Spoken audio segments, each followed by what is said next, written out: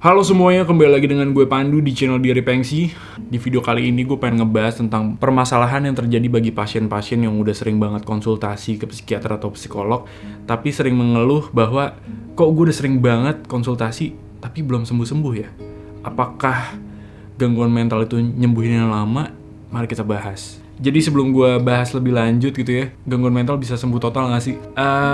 Gue pernah nanya ini sama psikiater gue dan jawabannya adalah, kata beliau, gangguan mental itu sebagian ada yang bisa sembuh, tapi sebagian juga ada yang nggak bisa sembuh total. Artinya, ya lu seumur hidup akan menjalani dengan gangguan mental itu. Tapi lu nggak perlu takut, karena contohnya nih ya, penyakit di luar gangguan mental itu kayak diabetes.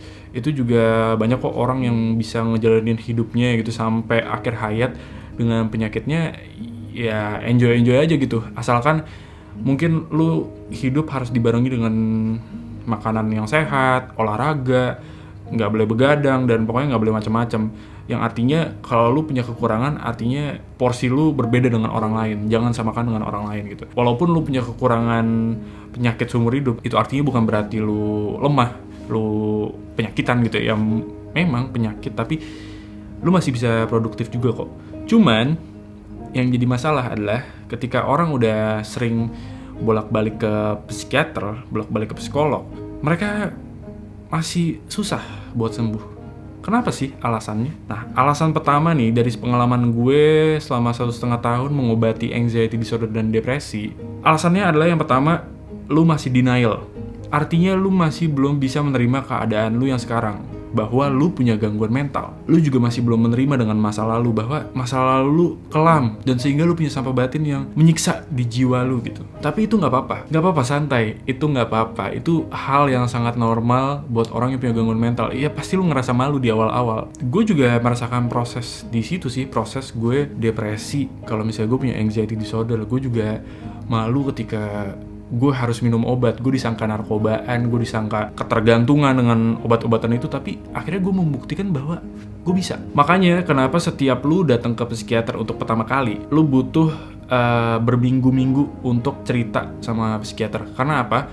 Karena ya gue bilang tadi ya, kebanyakan orang-orang masih denial kalau misalnya mereka harus menyatakan diri bahwa ya dia punya gangguan mental gitu. Dulu gue pernah mikir, ini ahli profesional kerjanya ngapain sih? Nanya-nanya doang, ngorek-ngorek masalah orang doang, tapi nggak bantu apa-apa gitu. Nah, setelah gue perdalam lagi, ternyata memang itu adalah salah satu terapi dari psikiater. Menceritakan apa yang jadi beban di pikiran lo dan di jiwa lo, terus lo mencurahkan itu kepada orang yang tepat, yang mana ahli profesional, itu artinya mengobati. Percaya deh, serius percaya. Gue sebelumnya mikir kayak, ini ngapain sih gue datang ke psikiater 2 minggu sekali. Gue datang kayak ditanya-tanyain masalah lu apa, gue jawab, terus udah gitu doang.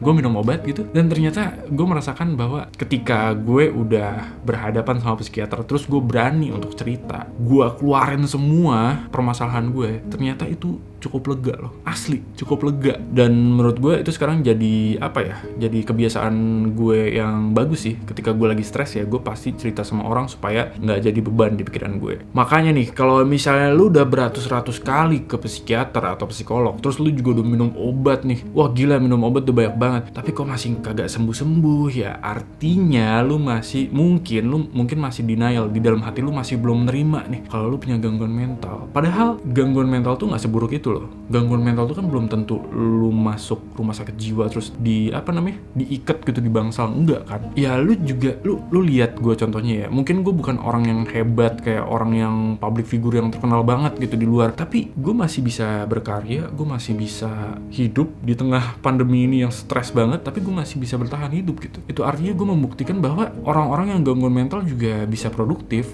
orang-orang gangguan mental juga bisa menjalankan hidup dengan seutuhnya, asalkan lu bisa menerima dulu gitu diri lu sendiri bahwa oke, gue punya gangguan mental, gue punya kekurangan, tapi orang lain juga punya kekurangan kok. Cuman ya mereka nggak menunjukkan aja. Dan itu yang perlu lo kaji ulang lagi, bahwa denial itu sangat mempengaruhi pengobatan untuk menyembuhi gangguan mental. Gue tuh kira-kira butuh waktu 1 tahun untuk bersahabat dengan anxiety gue.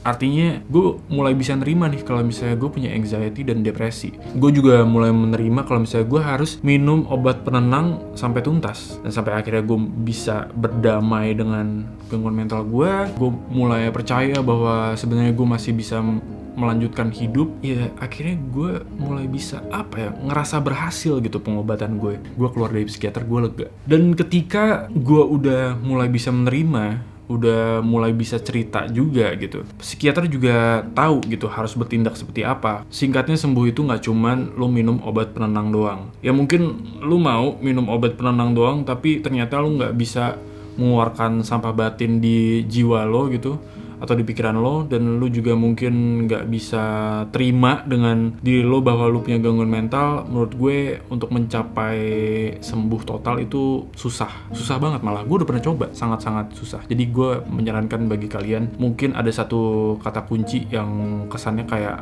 lo ngeremehin banget sih, tapi ini bener-bener berguna banget. Pasrah. Serius gue ngomong serius. Coba lo belajar pasrahin kalau lo punya gangguan mental. Gue dulu kesel banget dibilang pasrah gitu, tapi setelah gue ikutin, gue mencoba untuk pasrah, akhirnya gue mulai ketemu celah untuk bersahabat dengan anxiety disorder gue. Coba deh ikutin. Kalau lo merasa psikiater lo gak bisa bantu, artinya coba lo rubah, lo yang bantu.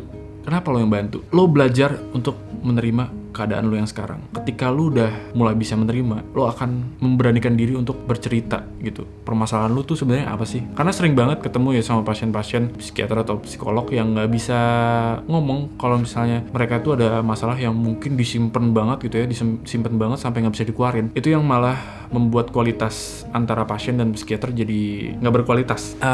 Jadi coba kalian belajar untuk menerima keadaan bahwa oke, gue punya gangguan mental. Mungkin kalian bisa memberanikan diri untuk bercerita sama psikiater. Karena kalau misalnya kalian gak bercerita gitu, atau kalian membohongi psikiater, itu sama aja membohongi diri sendiri. Kalian membutuhkan bantuan, tapi psikiater gak tahu harus ngapain. Dan menurut gue itu aja sih dari pengalaman gue 1,5 tahun berobat. Bukan proses yang sangat mudah, tapi tetap gue bisa lewati. Sampai sekarang gue udah gak minum obat lagi sama sekali. Gue ingin sharing ke kalian semua bahwa ya kalian juga bisa gitu seperti gue. Jadi segitu aja di video kali ini. Sorry banget sebelumnya gue lagi jarang banget upload, tapi mudah-mudahan gue bakal upload di video selanjutnya. Sampai jumpa sama gue di channel Diary Pengsi. Bye-bye.